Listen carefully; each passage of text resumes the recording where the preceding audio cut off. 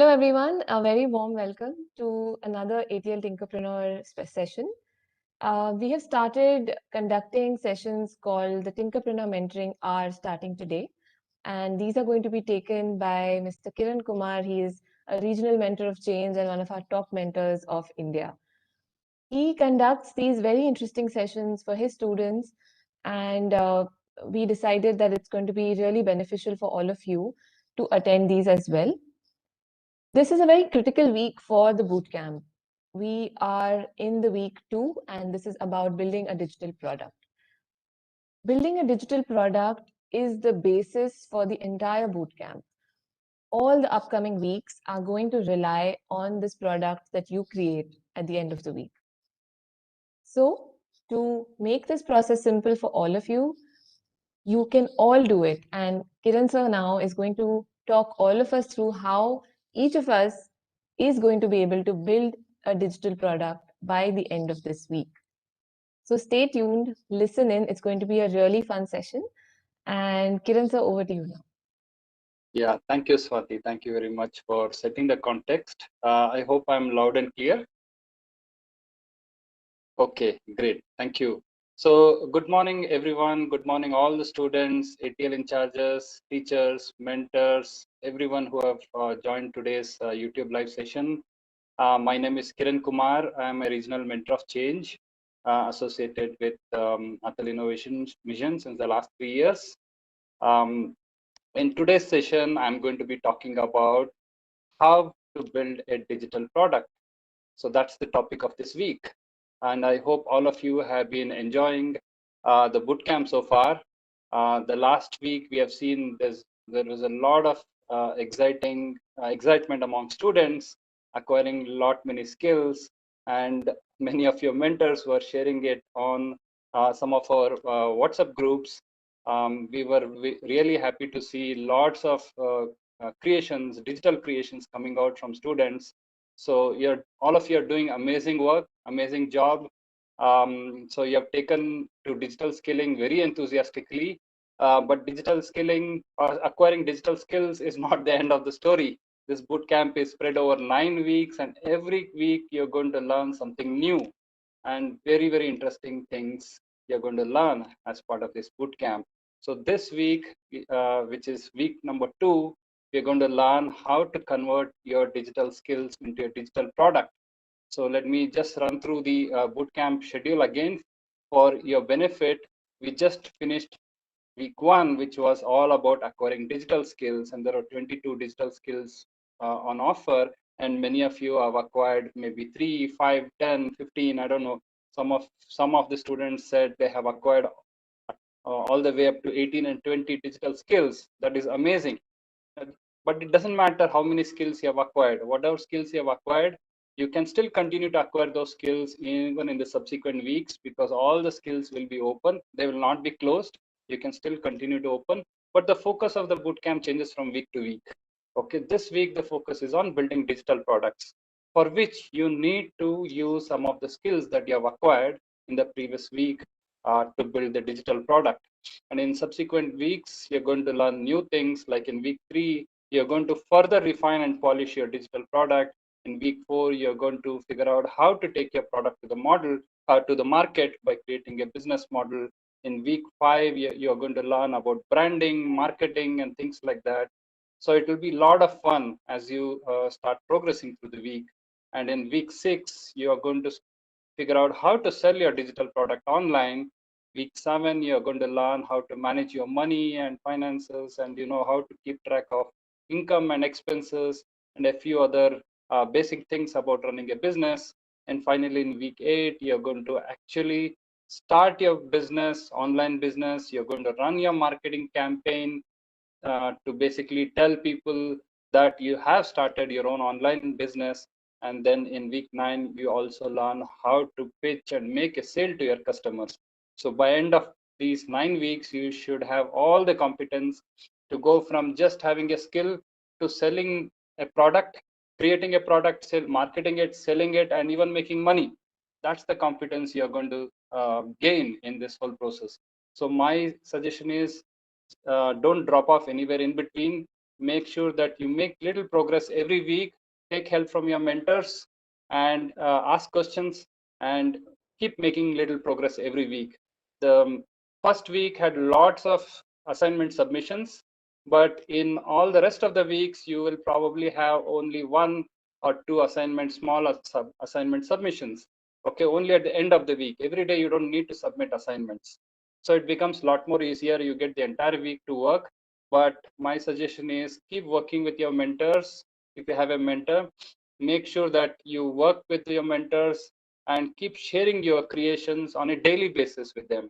Otherwise, if you come at the last day and share something to your mentors, there's little that mentors can guide you or help you, and you would probably, if I mean, in case you don't get it right, you might actually lose the entire week. So keep sharing your creations on a daily basis. Okay, so with that, let's get started with what building digital products. But before that, we need to understand what it takes. Right now, if you see, we have only skills, right? All of you have acquired skills. How do we move from having a skill to building a product? Let me take with a simple example. Let's say you know how to make lemon juice at home. You take a lemon, maybe one or two, and it's a hot summer day and you're feeling thirsty, you want some cold lemon juice. So you take a few lemons, take a knife, slice it in half, and then maybe you squeeze the juice out of the lemon, pour it into a glass or a cup, and then maybe you add some salt or sugar, whatever you want, um, depending on your taste and your preference. And then maybe you stir it. Maybe if you want it cold, you might keep it in the refrigerator for a while, or you can just drink it. So basically, you know how to make a lemon juice, right? This is very simple. Maybe you have already done it. Maybe you have made other juices as well, right? Mango or tomato, whatever it is. But this is something that you created. You learned how to make it from your parents or whoever, and then you can make it now easily. It's not difficult, but you are using it for yourself. So you're using that skill for yourself to make a juice for yourself. Maybe sometimes you have some friends or relatives who come home and you make a lemon juice for them. That's fine.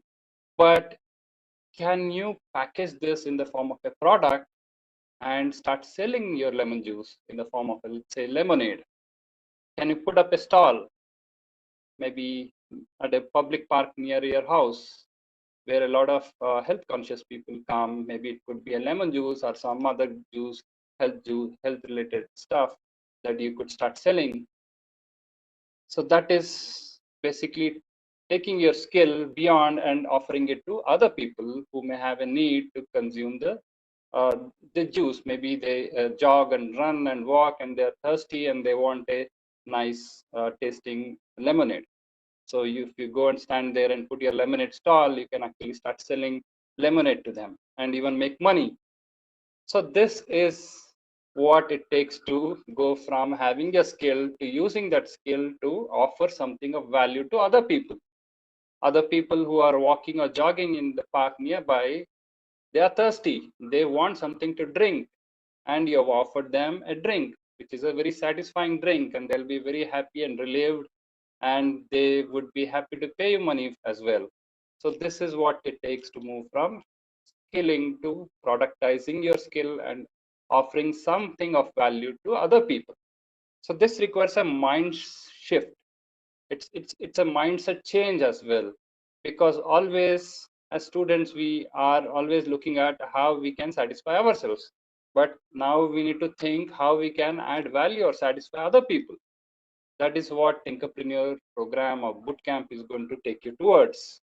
Because when you start adding value to people, a whole host of opportunities open up for you. You can start creating for other people, not only for yourself, but also for other people. And once you start creating something of value to other people also reciprocate, and then they offer you something in return. Maybe money is one way of that return. So there are many things that you can start doing and creating value and offering that value to other people. So that is what is productization all about, or creating a product and offering it to people. So in a society, if you look at, we need to add value to each other, right? I mean, it's, if all of us were to only satisfy ourselves, that is one thing, but then for a society to work, society to exist, and society to thrive and progress, we need to add value to each other. That is what you're going to learn in the process. Okay, so even in your schooling, whatever education you are going through, whatever knowledge you're acquiring, ultimately has to be useful. If it is not useful, what is the purpose of just acquiring that knowledge or skills? It's of little use. Maybe it will satisfy your curiosity for knowledge, but beyond that, it doesn't have any value.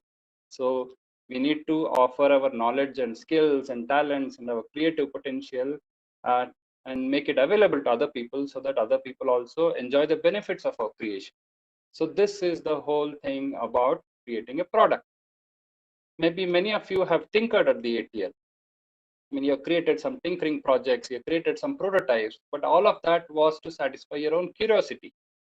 But when we say we are going to build a product, the focus of it changes. It's a shift. When you built a prototype, it was more to satisfy yourself or to enter a competition and win a prize for yourself. But the prototype is different. A product is different. In a product, you are actually offering it to other people, not to yourself, not to satisfy yourself anymore. You are adding value to other people. So that is how we move from prototype to product. Okay. So let's move on. So basically, I want to summarize and say that every tiny talent that you have, or every tiny skill that you have, can be converted into a product or a service to add value to other people. Even as simple as a skill like creating a lemon juice is a skill that you have. If you use it productively, if you use it wisely, you can actually make money from it. And you can add value to people who are really thirsty. People who are thirsty really want the drink, and you have offered them, and you have benefited, and they have benefited. So it's win-win for everybody. It's a lot of fun in the process. Okay. Now we have been talking about product. Let's see what this product, what really product is. Let's kind of understand what it is. Maybe you have a table and a chair at home. You have a mixer or a grinder. You have television, or you buy a Coke bottle from a nearby store, or you drive in a car. I mean, you own a car probably, and you have a computer at home. All of these are products because somebody has made them and they have made it available to you. They have sold it to you, and you have bought it in the market, and you have brought that to home, and you're using it, right? All of these products were somebody's creation. If somebody created a TV and kept it to themselves and they would not have shared it with others, would you be able to enjoy the TV today? If somebody created a car for the first time, invented or innovated a car, and they kept it to themselves and they didn't share it with others, none of us would be driving cars today. So that is what we need to do. When we create something, we need to share. When we share it and we offer it as a product or service, then many other people benefit in the process. That's what creating a product is all about. So basically, a product is a solution to a user's need. Somebody has a need. Maybe somebody has to go from point A to point B, and you give them a car and say you can drive and go from point A to point B. It satisfies their need.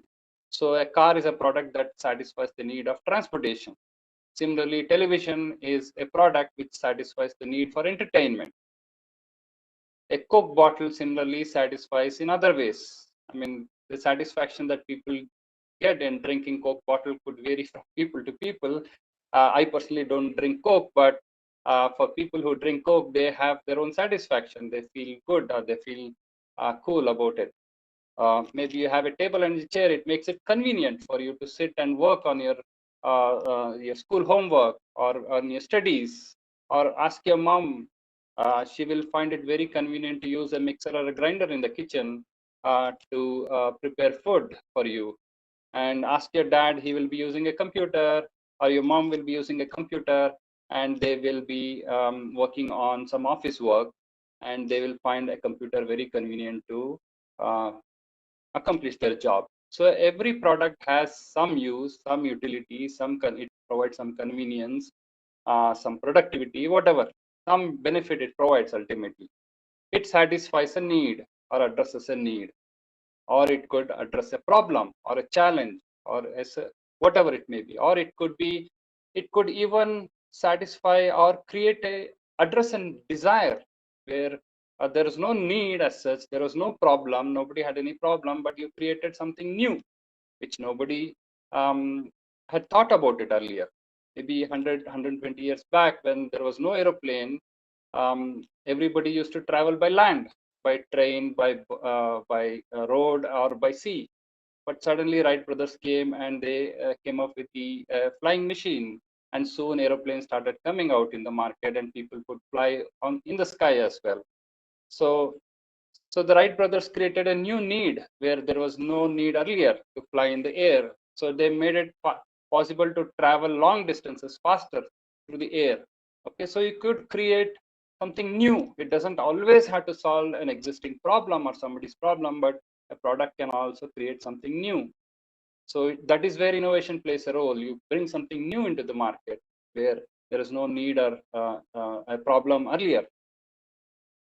So basically, a product is a creative act, because as a creator of this product, as a designer of this product, you're going to create something new and bring that to the market, and you offer it to people, and people who use it find a practical application. They find benefit in using it, and they love using it. That is how your product should be. And a product can provide both physical as well as psychological value to people. Physical in the sense it can improve their safety or convenience or comfort or whatever maybe. And psychological, maybe it will make them happy, it will feel them more secure, it will feel them more healthy, whatever, right? So even the mind has its own need. Not only the physical body has needs, the mind also has some needs. So both needs can be met by a product. Okay, that's what a product is. I hope you understand, follow with these examples I've given. Now let's look at digital product. What is a digital product?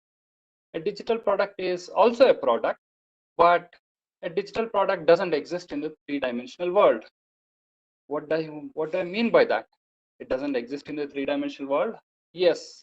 I mean, you already know what I'm talking about, because many of these products live in your computers or on your mobile apps. They're mostly software based, or they use digital technologies or electronics, and you experience them, but you cannot touch them like in physical products. Physical product like a table or a car or a chair, you can touch them and feel them, but physical products can be experienced. They don't have an existence of their own outside of the computer or the mobile phone or some other electronic or digital appliances in which they live. For example, take WhatsApp. It's a digital product. It's an app. It's a mobile app which resides in your mobile phone, and you can use it. You can use it for communicating. Or Facebook or iTunes as a music. Music is again it's a digital product, because you can listen to the music and you can enjoy, you can experience it, but you cannot touch it like a physical product. Or any other mobile app, or Netflix, for example, you can watch movies, live stream. I mean, movies can be streamed from the internet, and you can watch it on demand. So all of these are digital products. Or take Amazon or Flipkart or Myntra, where all these e-commerce websites or mobile apps where you can actually go and buy products. You can actually buy physical or electronic or digital products on these e-commerce platforms, but the platforms themselves are digital. They are software based. They are running inside a computer, and then you access them to do something useful. So basically, all of these digital products are produced and consumed virtually. That is completely online. They don't exist in the physical world, but they exist in the online world of computers and mobile phones and internet. Okay, and they can be sold and bought online, the internet, again, through using computers and mobile devices. The beauty of digital products is they are much easier to create, much easier to manage. Okay, it takes less effort, less maybe they're less expensive to create, you can say, and very easy to market. And you don't have to ship a digital product by courier or something, because everything is online. If you just make it available on your online store and you ask people to come to your online store, they can pay money and they can just download your digital product and use it. They can download it on their mobile phones or on their computers, and they can start using it. What do you do when you had to, when you need a mobile app? You just go to Google Play Store or the Apple App Store, and you just download that app. Maybe many of the apps are free, but some of the apps are paid. So if it's a paid app, you pay the money and then you download it and you start using it. That's as simple as that. You don't have to, like a physical product, when you have to buy a furniture, for example, from a store, then the store has to ship it to you, or you have to go to the store and bring it yourself. So there is a physical transportation involved in bringing that product to your home. But in case of a digital product, none of those is involved. It's very, very simple. And as a creator of a digital product, the advantage for you is you can create it once, make multiple copies of it, and sell every copy to different customers. So that means you need to make it only once, but sell it multiple times. See the beauty of this. By creating it only once and selling it multiple times, you can actually make money on every copy that you have sold.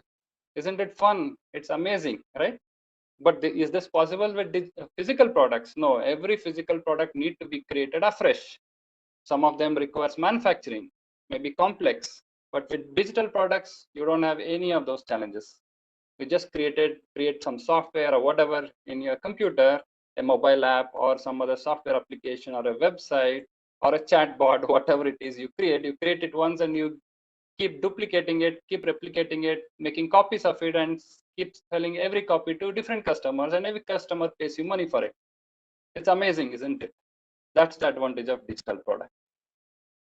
Now let's look at what are the key qualities of a digital product. I mean, not only digital product, any product. Okay. So there are three important traits that we need to understand. Now we have understood what a product is, what a digital product is. Let's also understand what it takes to build a good product, irrespective of physical or digital. I'm taking some examples here, which are mostly physical products, so that it's easy for you to understand. But the same concept applies to even digital products. Let's take some of these examples that I have given here. And you can tell me which of these is a good product among these. So 1, 2, 3, 4, 5, 6, 7, 8. There are 8 products here. Okay. Let's take number 5, the chair. Is it a good product? Basically, what does the title of this slide say? A good product should address its users' needs well.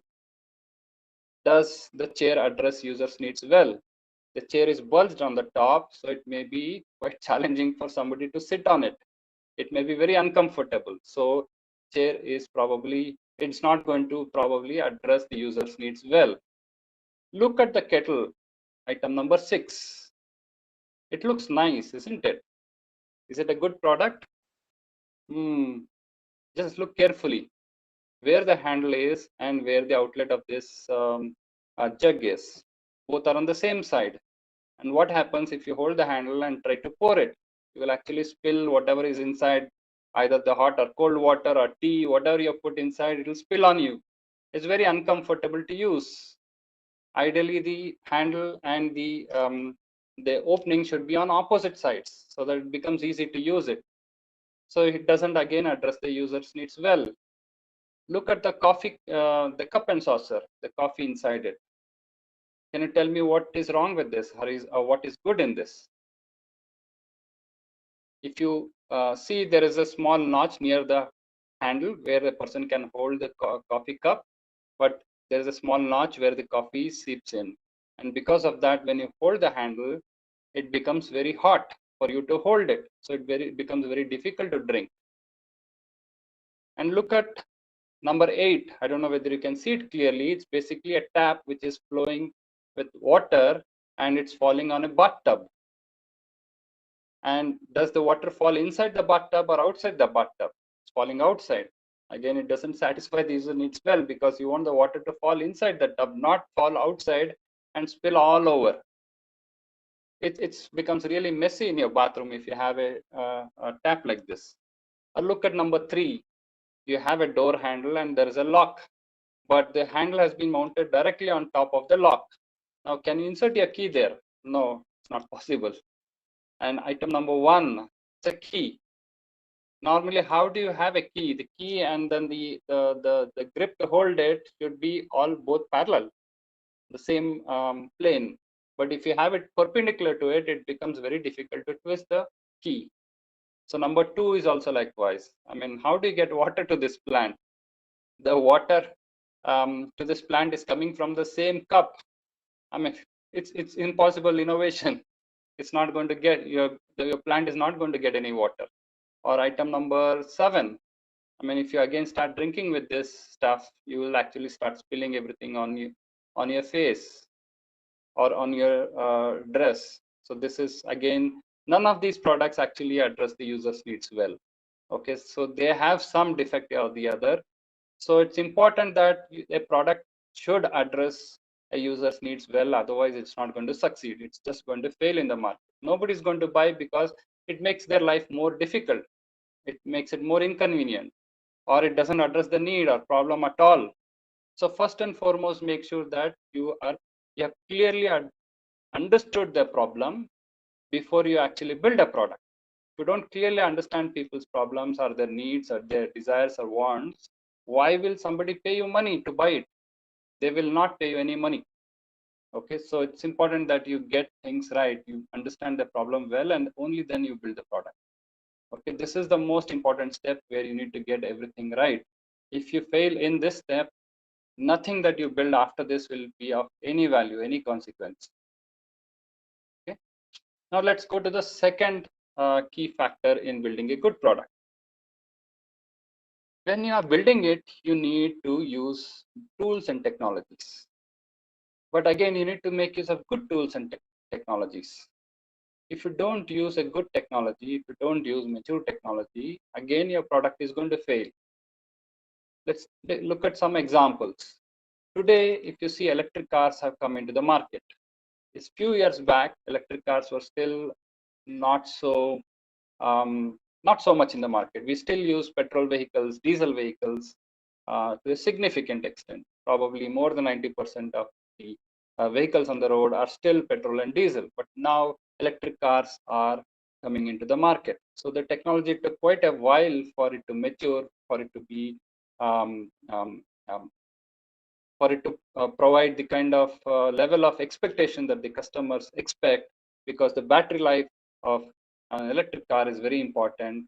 How many miles or how many kilometers can the car travel with one charge of the battery is important, because if the battery runs out halfway through and you're going somewhere, and then it becomes a huge inconvenience. But now the technology has advanced to a significant level, and the electric cars and the electric vehicles are coming into the market. So the technology has sufficiently matured. But if you were to introduce this electric car 10, 15 years back, probably it would have been a big failure. But now slowly it's making an entry. So it takes time for technology to evolve and mature and to get to the market. So if you introduce a product which is based on some new technology, there are chances that it may or may not succeed.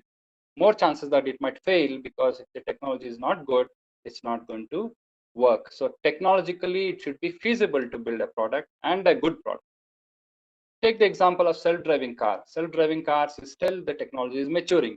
There are some trials going on in some countries, but when you have a self-driving car, the car has all the technology, the sensors and devices and everything. It can monitor the road conditions. There is no driver sitting in the car driving this kind of vehicle. It drives by itself, but it is still not perfect. It still requires a bit of maturing. So maybe it will come in the next few years in the market, but right now it's still under limited use. Because safety is a big concern in case of self-driving cars. If it makes any mistake, it can actually go and kill people on the road, or it can end up in some accidents, right? It's very, very important that technology becomes mature for it to see mass market adoption. Otherwise, you need to keep trying out and testing out in the market to see how to make it better and better and better. So product is not going to happen overnight. It's a process. It takes, you use some technology, you start working with it, and you start seeing the limitations of that technology. You need to bring some new technology or different tools, different technologies to improve your product. And when it reaches a stage where it is good and acceptable to the market, to the customers, then you actually start launching in the market, and then people will start buying it. Not until then. Okay, so it's a long process. With new technology, it's a long process, definitely. And look at hyperloop. That's another new technology for transportation. Maybe a distance of 300, 400 kilometers can be traveled by people in just 15 minutes. That's the a promise of this technology, but it's still at a very, very early stage, maybe a conceptual stage. Some very small pilots are going on, but it will probably maybe it's going to take a while to actually become a mass market mode of transportation for a lot of people. We don't have any such hyperloop transportation systems in India today, but maybe down the line it's going to come. All of these are new technologies. It's going to evolve and take some time. So you need to be aware of technology. One is you need to know the user's needs well. The second is you need to know whether it is technologically you can implement it. That is why the most important criteria for building your product is whatever skills you have acquired, whatever you already know, whatever tools and technologies you already know, build only with that. Don't try to build something which you don't know. Then you will not be able to complete your product. You will not be able to market and sell it in this bootcamp. Okay, so it's very important. The third most important factor for any good product is it should be commercially viable. When I say commercially viable, it should be acceptable in the market. People should be willing to buy it. It should be affordable, or it should be accessible. There are many things involved in being viable. It should be viable as a business. It should be able to make money. It should not create losses for you. Okay, so take the bus as an example, the urban transportation bus, public transport bus that many of us use. The bus service is pretty cheap. It's a lot more, I mean, cheaper for a lot of people to use, maybe both in urban and rural areas. Metro train is probably you will find it only in some of the big cities, not in all the cities. So accessibility is limited, but again, a lot of people use it. It may be a little more, or maybe it's even cheaper than a bus. I don't know in some places, but it is definitely affordable, more for urban users. But take air transportation. Again, it's air transportation is very convenient, but you can fly from to distant places in very short time, but it's still expensive for a lot of people. So when you start building products, you need to look at where you're going to position your market, for what kind of customers. Are you going to target your product at the mass market, which is mainly for middle class or the lower middle class, or the somebody in between, or you're going to target it at the at a premium market, which is mainly for people who have a lot of money and who can afford to spend that money to buy a product, or somewhere in between. So you need to figure out where your market lies, where you can actually sell your product. If you make a mistake, then your product will not sell. Okay, look at Apple phones. They are premium products. They are very expensive. I mean, most of the phones are 50,000 rupees and above. Look at other kind of phones, maybe Samsungs. They have low-end, mid-end, and high-end ranges of phones. So you can get phones for even less than 10,000, 10 to 25,000, 25,000 and above. So they sell it at all the ranges. So you need to figure out where you want to sell your product, what customers. So when you build a product, you need to think of all of these. Whom are you selling it? What is the need? What is the problem? Can I really build this? Can I really make money out of this? So all of these. So, but you learn. I mean, don't worry. I've told you a lot of things today, but keep these things in mind and start thinking about it. What we need you to do now is just start thinking about it. Okay. And now let's look at how you can build your product in this bootcamp. So first step, it's basically a 4 or 5 step process I would like to explain. I'll take the next few minutes to explain a few steps, and after that I'll also give you some examples. First step is basically you need to identify a need or a problem or a desire or a want, whatever it is that somebody has. It could be you or it could be somebody else. Okay. Make sure that you understand their needs or problems or challenges, whatever it is, well. Even if it is a wish or a desire, you can ask them, talk to them, and find out what they want.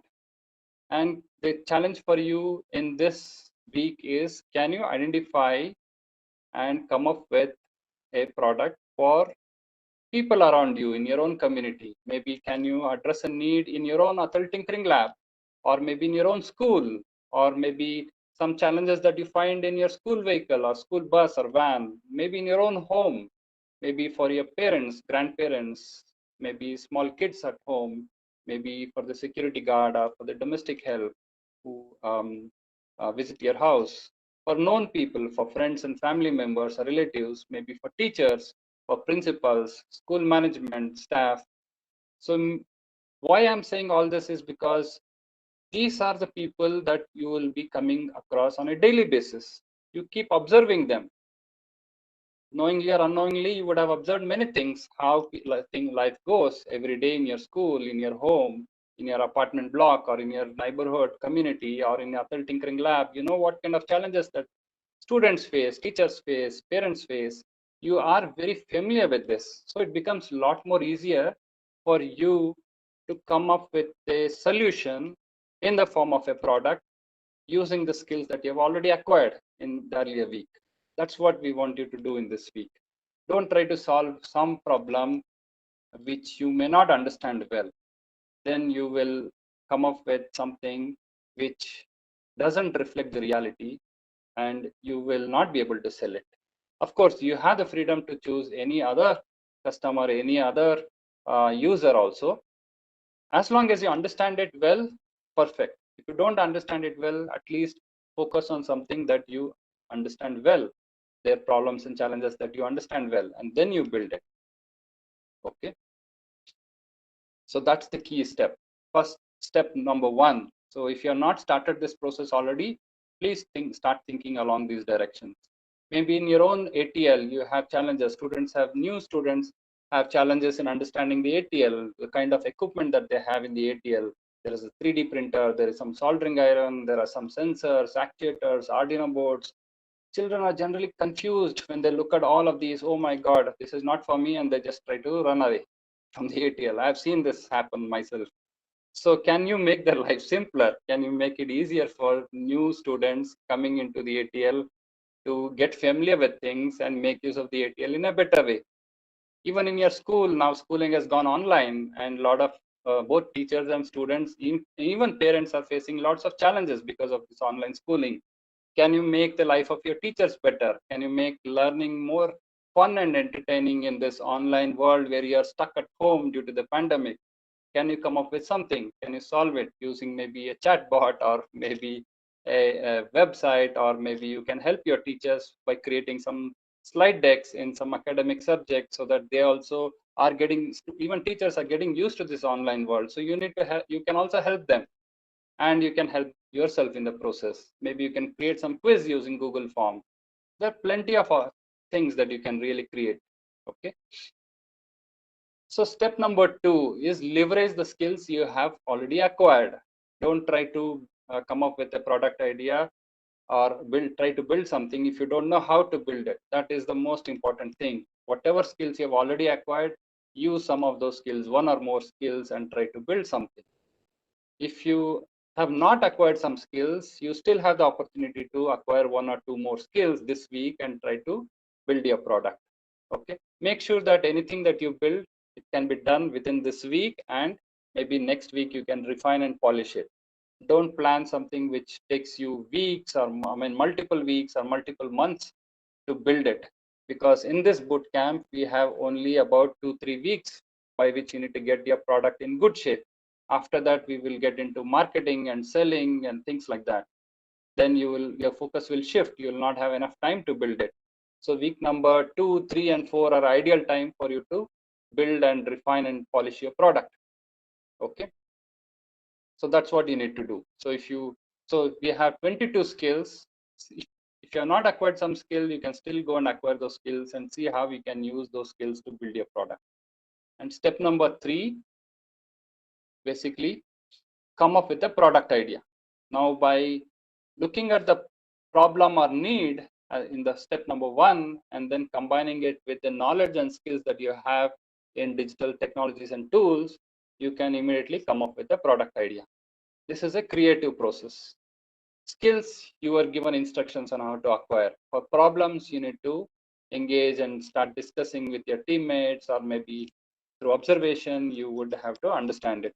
But coming out with a product idea is marrying the step number 1 and step number 2. When you marry those two things, then you have a product idea.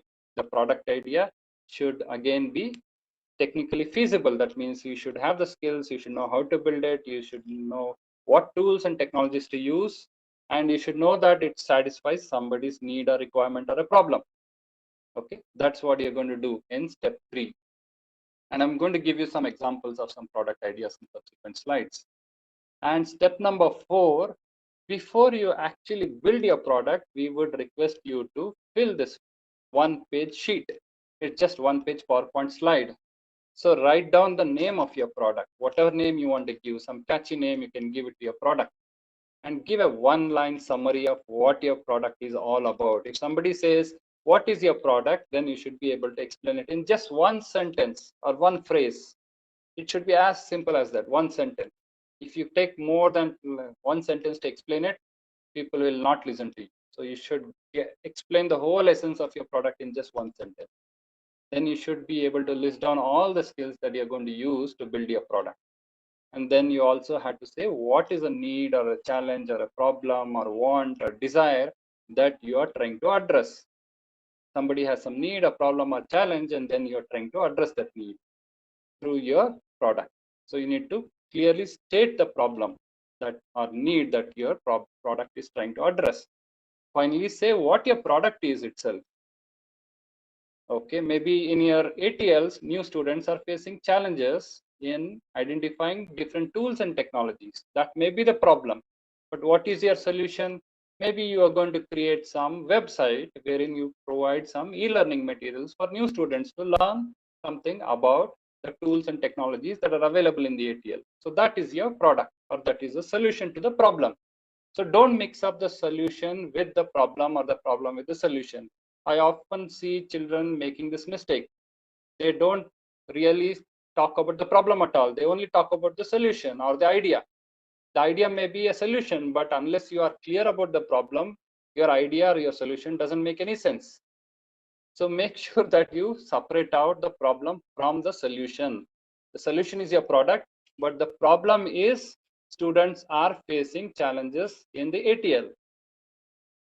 When they come to the ATL, it's everything is Greek and Latin for them. They don't understand anything. They don't know how to use a 3D printer. They don't know how to use a soldering iron. And all of these are a problem, which impedes their tinkering ability or their ability to innovate. So for that, you're coming up with some maybe a website, or you're creating a chatbot will answer some basic questions about students and things like these. And who needs it?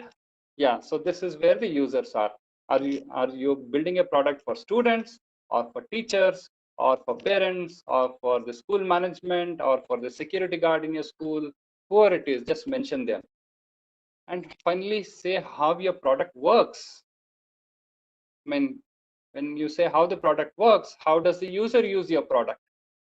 Maybe on a website, you have put some videos, or you have put some tutorials that students can read through, and they can understand more about various resources in the ATL.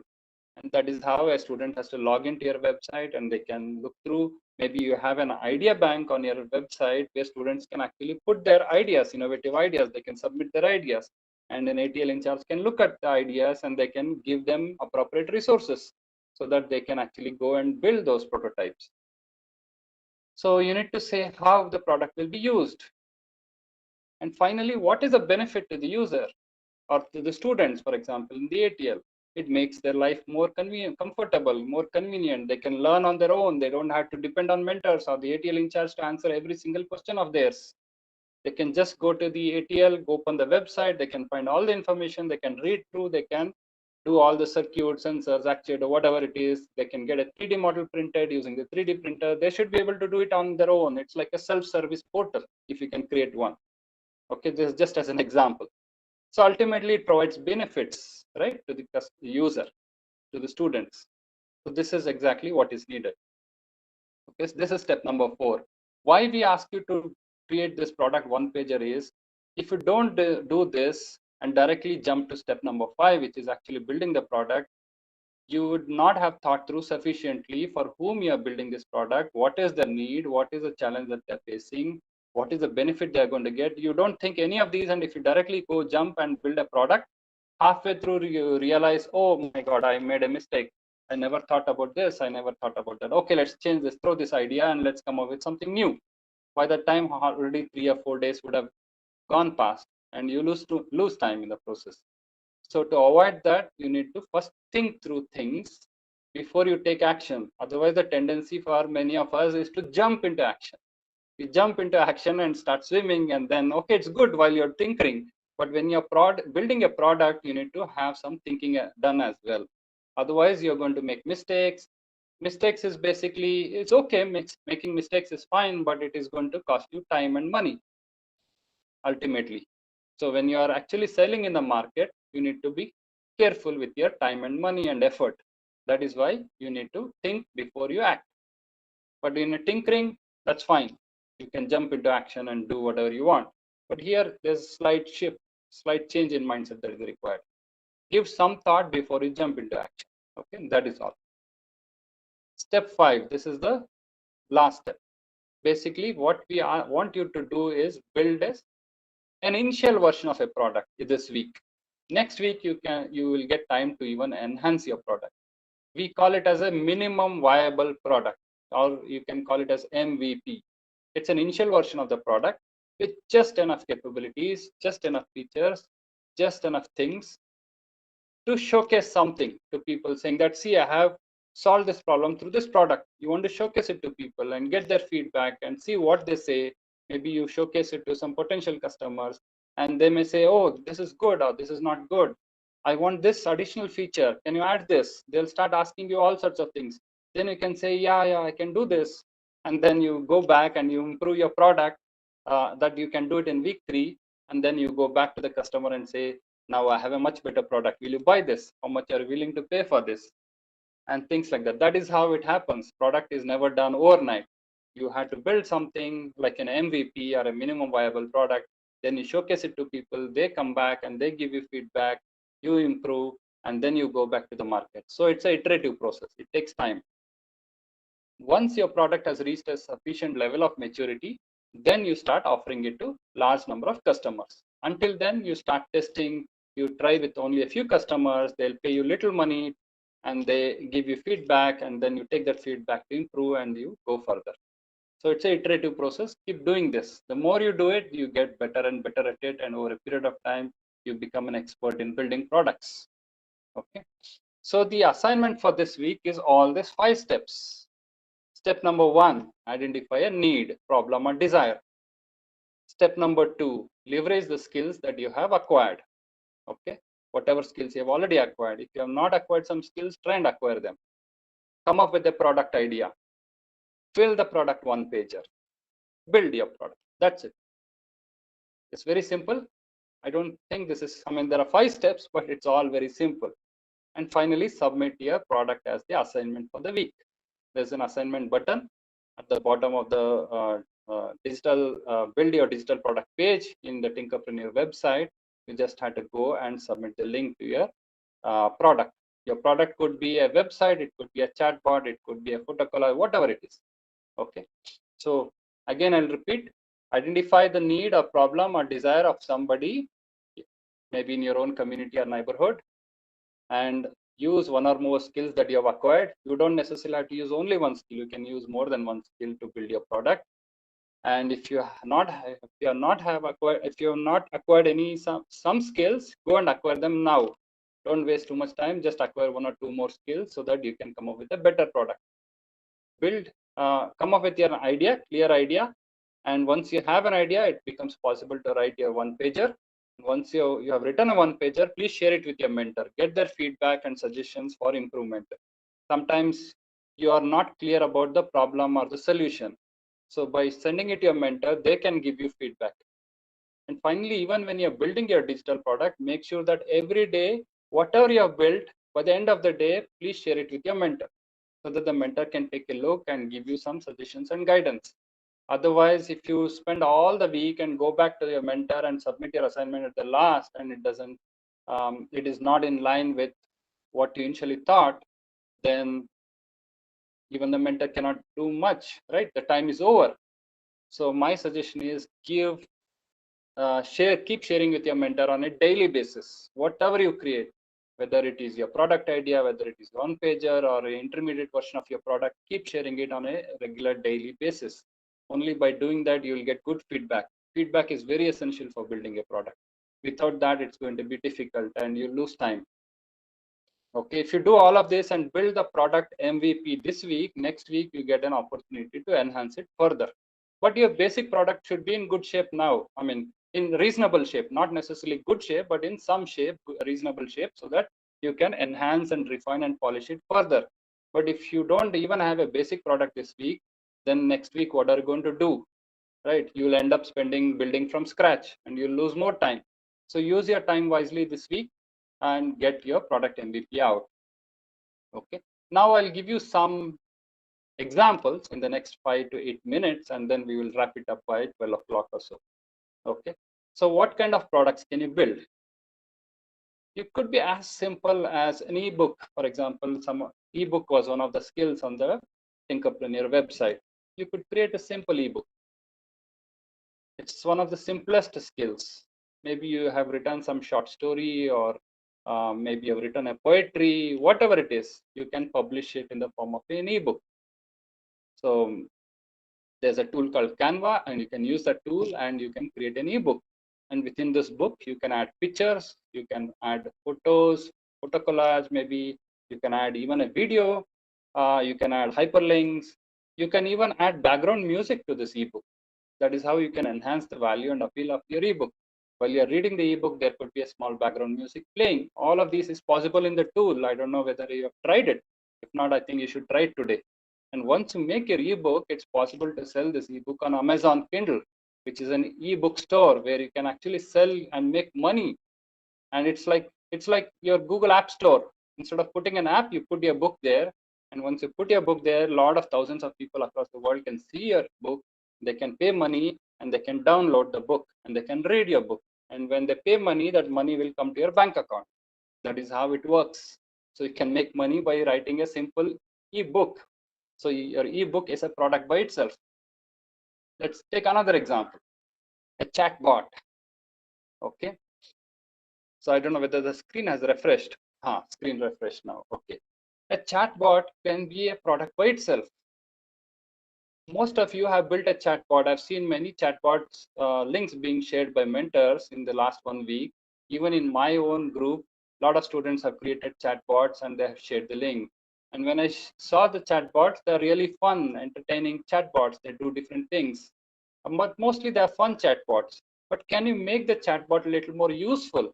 Maybe for students or parents who frequently ask lots of questions to their teachers or to their principals or to the school management. Maybe they ask questions like, what is the fees? When is the last date for this? When is the last date for that? And when is the homework due? When is the next class? All sorts of questions. I'm sure many of you will keep asking. And in this online schooling, it's even more challenging for your teachers to keep answering your questions. So can you help your teachers? Can you create a chat bot will answer some of these frequently asked questions? And then make it available to your school or to your teachers. Maybe you can sell it to them and they can start using this chatbot.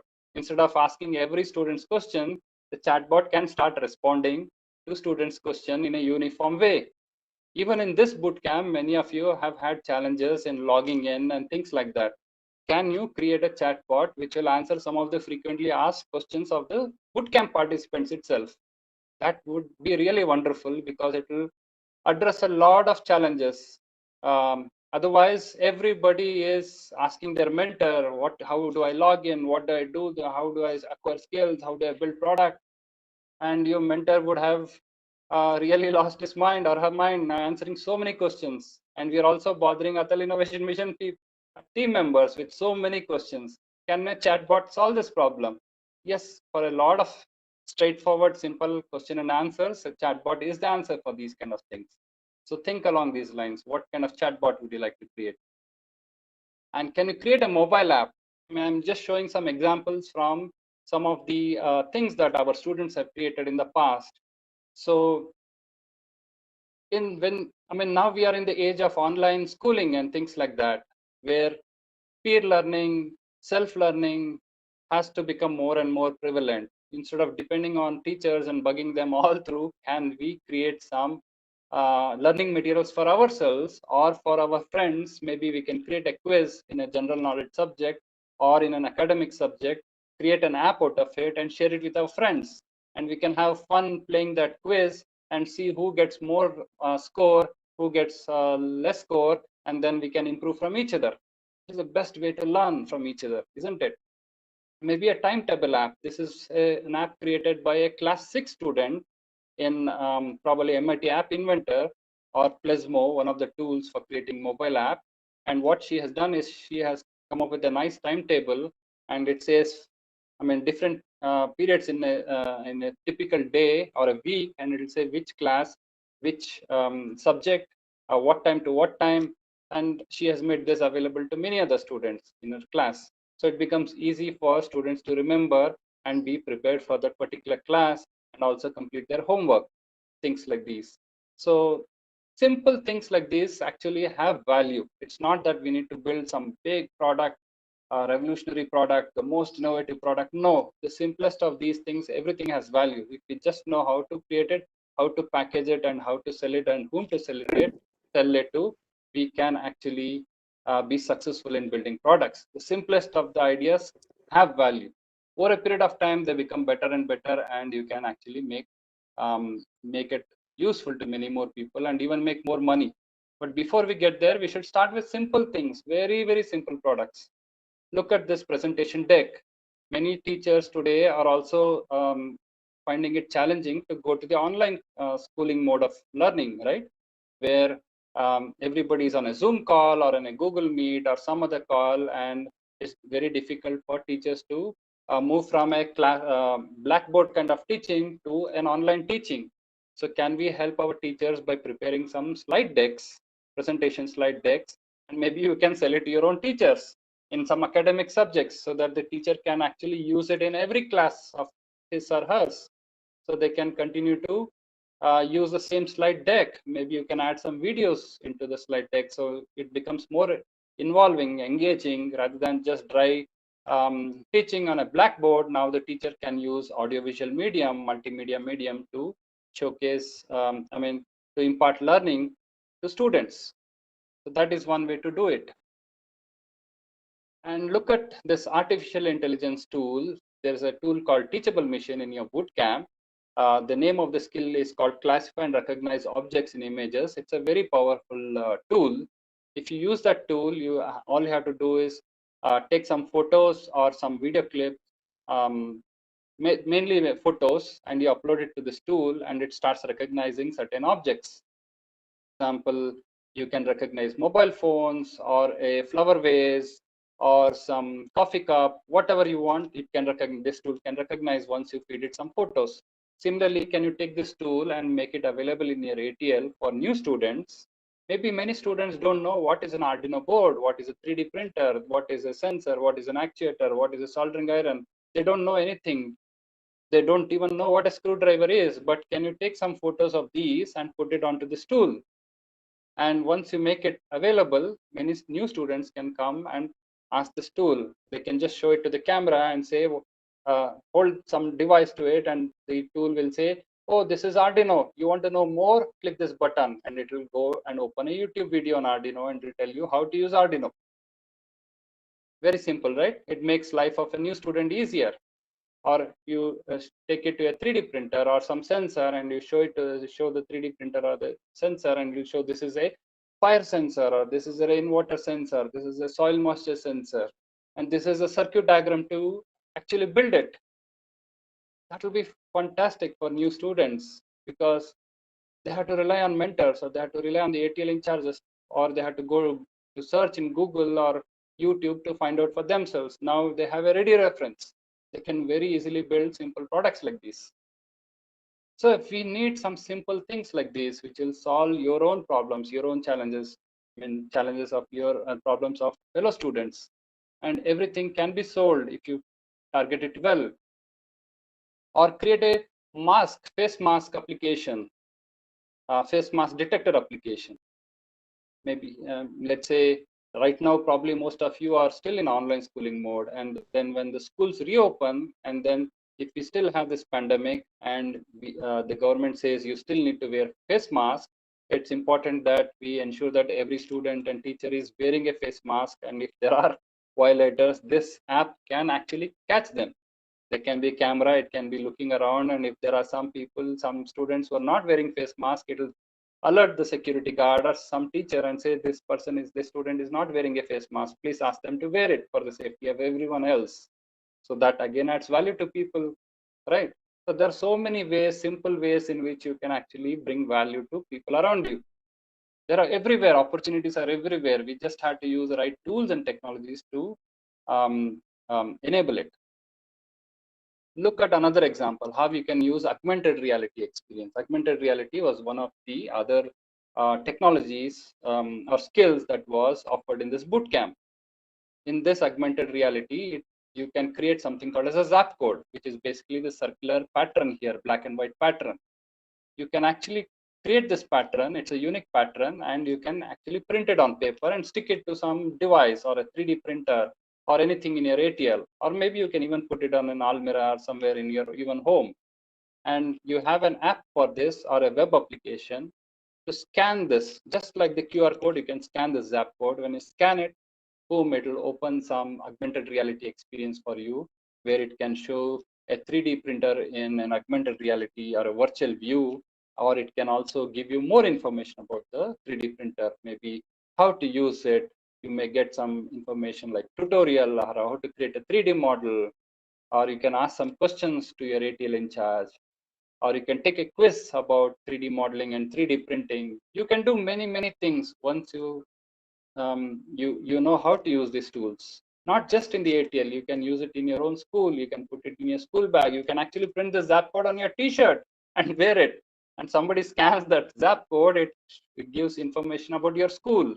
Maybe when your school gives you some T-shirt, next time you ask them to print the zap code, and you sell these zap codes to your school. Okay, that will be fantastic. And I'll give you some more examples, 2-3 more examples. Let's say you have created a very simple photo collage. That's a skill you have acquired, and or you have just collected a lot of photos. And what can you do? You probably can create a photo collage. Okay, now can you put a frame around it? When I say a frame, it could be a physical frame. So these could be a hybrid product, like it has a digital component as well as a physical component. You can actually get a wooden or a plastic frame around it. And once you have the frame, you can also add a QR code on top of it. Can you see the QR code I have added here? You can add a QR code. What is use of this QR code? When somebody, let's say this is a family photo, and then old memories, good memories, and when somebody is looking at it, they may want to scan the QR code. And when they scan the QR code, it can open up a YouTube video where some old family memory videos are present, and it will start playing. So it brings some old memories alive. It's very memorable. So you could create even products, hybrid products like these, which involves digital skills as well as adding some wood, physical frame around the photo collage, getting it printed on paper and things like this. And you can actually start selling these. Very simple stuff. So you could, you need a photo collage, you can have a QR code and a video story as the 3 skills that you can use. Look at how you can use QR code or a zap code even on a greeting card. Normally, greeting cards are physical cards and that you send out to your friends or relatives, wishing them on birthday or wedding anniversary or whatever. Now put a QR code on top of it. Just print your QR code and stick it on your greeting card before you post it. When your friend or relative receives it, they can scan this QR code, and then it opens up a YouTube video or your own video which starts playing happy birthday song. Wouldn't that be wonderful? Something different than the normal greeting cards. So that itself can be a product by itself. You're enhancing an existing product and adding something new, some digital experience on top of a physical product. So that is also another idea that you can look at.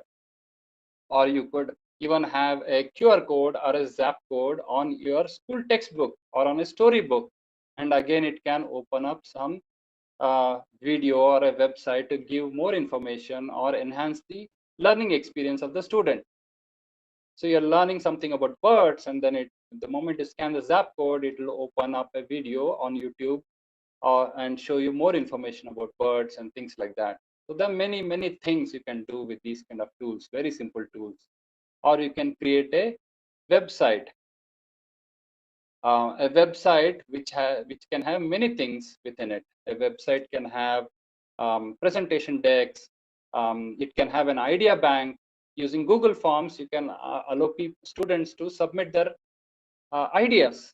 And once these ideas are submitted, the ideas are all available in an Excel sheet, and the ATL in charge can look at those ideas, and they can she can assign different tinkering resources to students depending on their ideas. It becomes very easy, and you also the ATL in charge can also get to know which student has submitted what idea.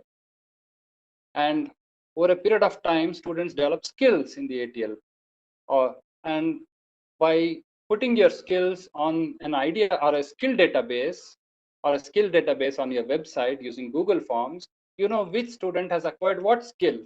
That becomes very easy, because when a student has some doubts, he can go to this skill database, find out who else has acquired the skill, and go talk to them and get an answer for it. So that way students can help each other, right? You can create a ATL resource identifier using the artificial intelligence technology I thought you can add it to your website. Or you can create a eBook, Tinkerer's Handbook, or you can create some slide decks and videos to help each other, students. These are not necessarily in the ATL. It can be done in any learning, your academic subjects, non-academic subjects, even outside the school, anywhere. Create a website to add all of these. You can create a chatbot to answer questions. I'm just quoting examples from ATL, but you can apply it elsewhere also. It could be a chatbot to support tinkerers, or it can give you an inventory of all the tinkering resources or materials in your ATL, or an ATL store where you can actually, whatever students have created, you can put it up there and other students can actually download and use it. There's so many things that you can do and add value to each other, and everything can be monetized. That means you can sell it and make money out of it ultimately. Right now, don't worry about how to make money. The focus should be on how to add value to people. If you can add value to people, ultimately we will be able to figure out how to sell it also. Okay, so I have some 2-3 slides and I'll just wrap it up in 2 minutes. So finally, tips and suggestion is, please build only simple products. Okay, we are not expecting you to build something complex or anything. Okay, whatever skills you have already acquired, use those skills to build it. Don't try to attempt to build something new in which you don't know how to build it, otherwise you will lose time. If you want to acquire some 1 or 2 skills extra, please go ahead and acquire it and then start building it. But don't attempt something which you don't know how to do it. Okay, it's not going to work out, because the focus of this bootcamp is more on learning how to become a tinkerpreneur. That is, how to convert your skills to build a simple product. From product, how to take your product and how to market that product. And from marketing, you should learn how to sell your product and ultimately make money. That is the whole objective of this. So digital skills products are all part and parcel of this, but not an end by themselves. So don't get stuck in digital skilling, or don't get stuck in only building products, because you have a long way to go. You have to learn other skills. So keep your digital product very, very simple. Outside this bootcamp, you can always try other ideas, bigger product ideas, more complex product ideas. You can always try. But right now, within this bootcamp, keep everything simple and focus on acquiring the end-to-end skills. Okay. Otherwise, you will get stuck, and you will also get demotivated if something doesn't work. Okay, and this is the dates I would suggest. Okay, of course, you please work with your mentors. Your mentors would have suggested your own dates, but this is the dates that I have set for my own team, whom I am mentoring in this bootcamp, about 15-20 of them. So we had our session on 6th June, so my date starts from 6th, but your dates could be different. So I asked my students to identify a problem or a need by 7th June and come up with a product idea by 8th June, that is today. And by tomorrow, I've asked them to submit their one-pager. And between 10th and 13th, I have asked them to leverage the skills that they have acquired to build the digital product and share early version of the product that they're creating with me, so that I can review and give them feedback. And finally, on 13th, 12th or 13th, I've asked them to submit their digital product as an assignment on the website. So this is a broad sort of step-by-step guideline, I would say, but please work with your mentor. If you don't have a mentor, maybe you can stick to the same dates or you can modify it, but try and finish it by next Sunday at least. Okay, so we started last Monday. So from Monday to Sunday, I have considered it as 1 week. And again, from Monday to Sunday this week will be another week before we get on to the next week, the third week. So try to finish it before 13th. So if you finish the first version of product by 13, then you can refine and polish it in the subsequent week. And in week 3, this is what we are going to do. In week 3, you're going to, if you have a basic version of the product, you can enhance it further, you can improve the quality, you can polish the look and feel, you can package the product better, you can bring more skills, all of these. But that is possible only if you have some basic stuff today. If you don't have, I mean, by end of this week, if you don't have anything, then you will start building from scratch from next week. And then you may not get time to sufficiently polish it. Why we polish it is because it has to be ready to sell it in the market. If you have a half-cooked, half-baked product which is doesn't have the kind of features or capabilities that the end users or users want, then they will not buy it from you. So that is why we have given you an extra week to polish and refine your product. So please make use of these 2 weeks, this week and next week, to get your product in good shape, and then we will take you even further along this journey. So that is all I wanted to share with you today. So thank you very much for listening to me patiently all this while. I know we have taken a little more than an hour. Okay, so if you have any I have, questions, yeah, I would just thank like to maybe ask you a couple of questions that we've received on the YouTube comments. you. Uh-huh. Firstly, why would people buy digital products from children? How do they think they're not able to understand why somebody would pay a student or a kid for a product that they have built? Okay, so Something I'll I'd like explain to this ask you. in 2 ways. One is what we are teaching you is the process. First and foremost is you need to learn the process of converting your skill into a product, because this is a creative act. You need to become creators in the future. Creators have more value than just people with skills. So it's more important that you learn to create, and once you create, you need to offer that your creation and take it to the market and sell it. And to answer your question of why somebody would want to buy from a children, not everybody would be willing to buy from children. But by targeting your customers at people whom you know directly, your parents, your relatives, your friends, your school, things like that, there is more chance that they will use it if they find it valuable. Ultimately, why would somebody buy your product? It is not whether you're a child or an adult. It is more in the value that your product brings to them. If they find what you have created is useful to them, they will definitely buy it. How does it matter what is your age? Shouldn't matter. There are some children who are 11, 12, and 13-year-old kids who have actually started a business. They're running full-time businesses. Aren't people buying from them? Yes, they are buying from them. Today, a lot of kids who are 11, 12, and 13 years old, they're actually creating mobile apps and putting it on the App Store. And when you buy the App Store, do you ask the age of the person who has developed the app? No, right? You buy it because the app is useful to you. That is how things work. In digital products, it is possible for even kids to create good products. Unlike in a physical product, in digital products, it's much more easier.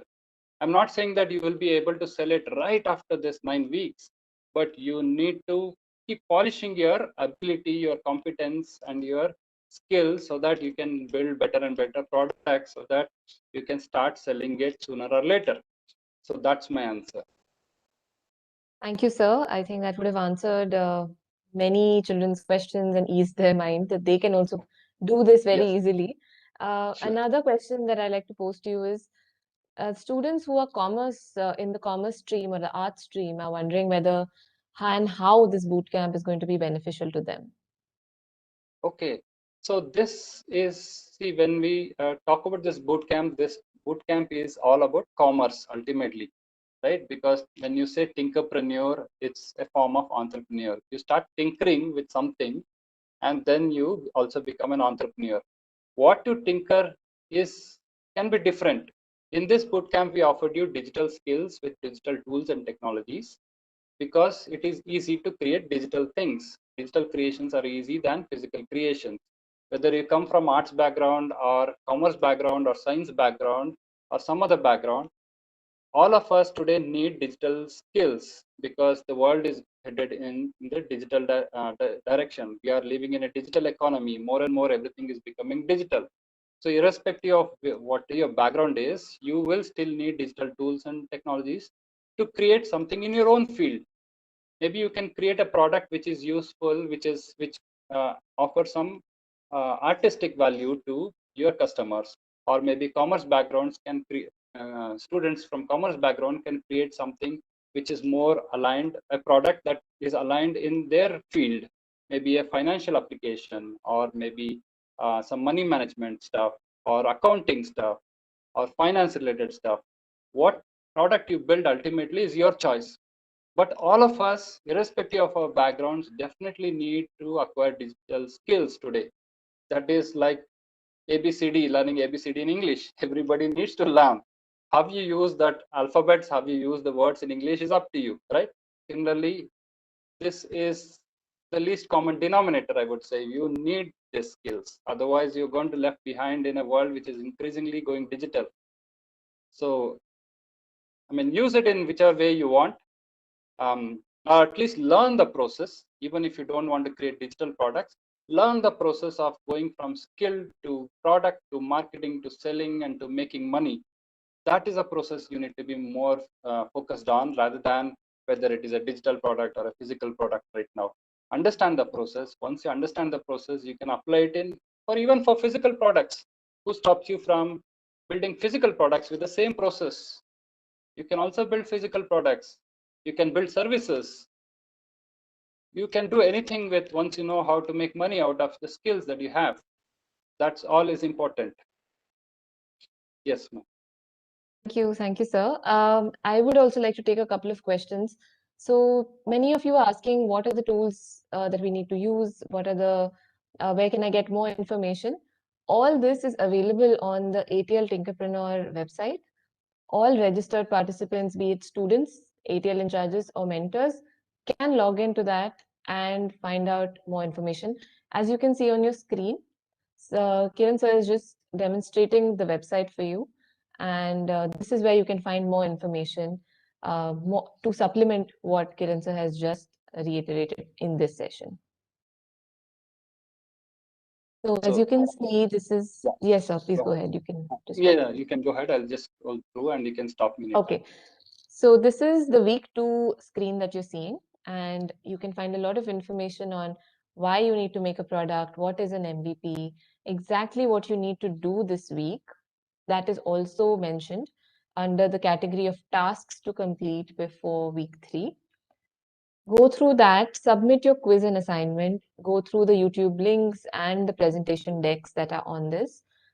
And I'm sure that once you submit your assignment and you attempt the quiz, all of you will at least have a simple product. The key is keep it simple. Like Sir said, keep it simple throughout this week and going forward, because the objective is to learn the skills, not to come up with the best and the most innovative idea during this bootcamp, but you can always do that later.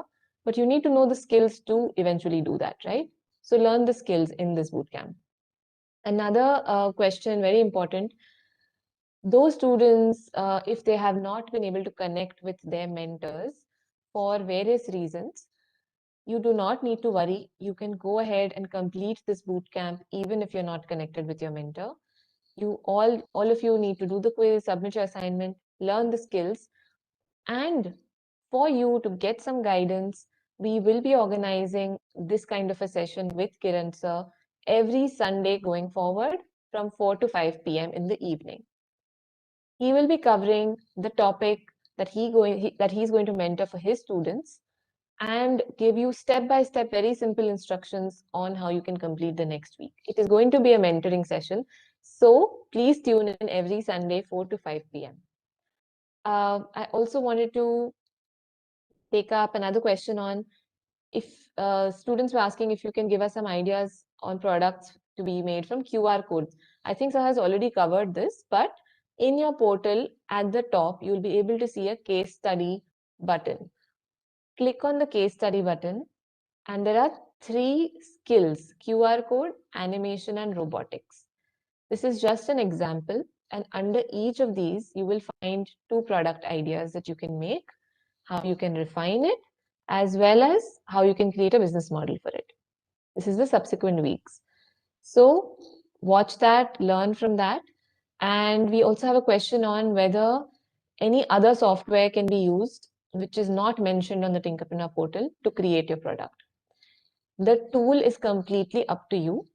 We are not recommending these tools. We have just curated this content to guide you, but you're free to use any other tool as long as it is open source, free to use, and your mentor should be able to log in or view your assignment or your link that you submit free. I mean, it shouldn't be paid. And any instructions that are needed for the mentor to view your assignment, please clearly highlight it in the assignment remarks button. So that's it. And as you can see on your screen, this is a QR code case study. There are 2 examples given here on how you can create a product using QR code skill.